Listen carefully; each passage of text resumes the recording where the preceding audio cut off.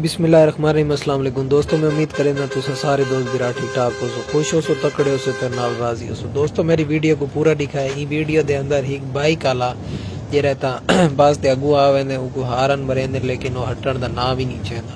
दोस्तों अपनी जिंदगी दा नहीं दूजा दी जिंदगी दा ख्याल करींदे। ये अगर अल्लाह ना करे को कुछ थी वेंदा ता वो जे रहता 10 साल दा बस सारी गाल आवेंदी, लेकिन हर बार जेड़ा ना 10 साल दी भी गलती नहीं होती।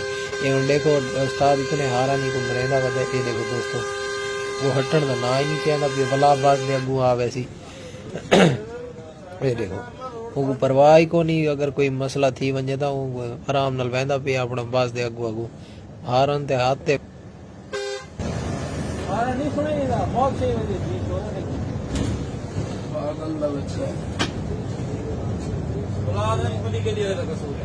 वड्डी गड्डी वाले का क्या कसूर है? वो शायद हारन मरेंदा तो बैठे हूँ, वो जो अगू हटे नहीं है वो तो ना ही नहीं चाहता अगू हटन का। हाँ मुराद तक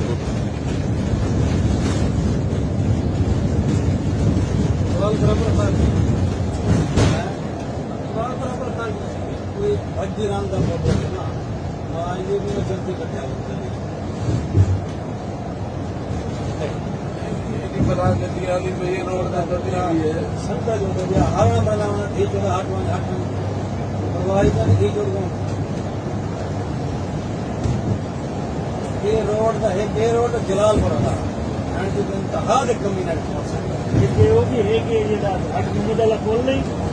हां उदे भी वो खोली सारे आराम दे करते हैं। जलालपुर रोड ते ये मुल्तान को मुजफ्फर गाड़ा मैं ना कोई हरामी नस्ल दे पकड़ के रंगे को चाहते कदे जो मच्छर को उड़ने पे उधर सेंटर दे चले सेंटर है आराम आराम खत्म है ना हां उधर को सुना परवाह नहीं थी वो तो परवाह नहीं थी डरते नहीं जो करण को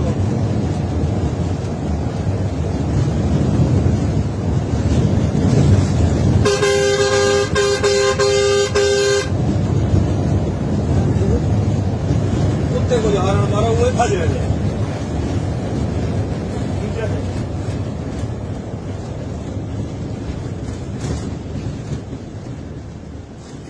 सामने भाई थे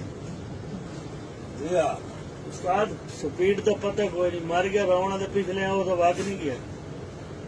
ये मरवने कुत्ते दे जेल बाय मैंने ये कोई थे रावण दे पिछले वो तो वाग नहीं गया। वो आपको हया शर्म करने भी मैं साइड कितना रोड बने फिर हालांकि सफेद पट्टी बनी थी मोटरसाइकिल वहां से चले नहीं वो पास है इन्हें तो डिजाइन